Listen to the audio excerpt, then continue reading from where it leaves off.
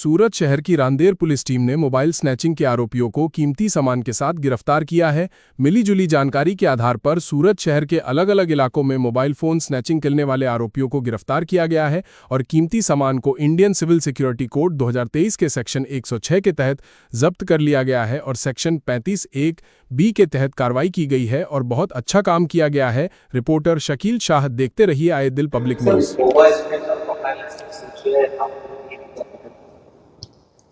સુરત શહેરમાં mobile snatching અને mobile ચોરીના ગુનાઓ અટકાવવા માટે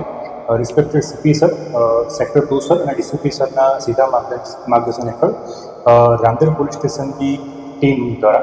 ચોક્કસ બાતમીના આધારે અત્યારે જે અનડિટેક્ટ જે છે બે પોલીસ સ્ટેશન અશ્વિની કુમાર અને ઉત્તરાયણ એના બે આરોપીને પકડવામાં આવેલા છે।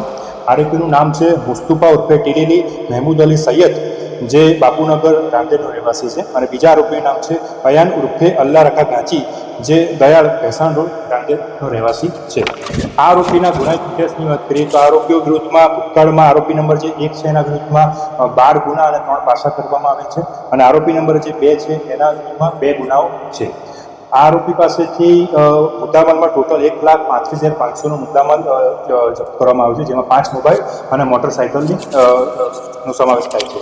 આમની એમો એવી રીતે હતી કે આ આરોપી જે રોડ પર રસ્તા પર જે રાહદારી ચાલતા હોય એની પાછળથી બાઇક પર આવીને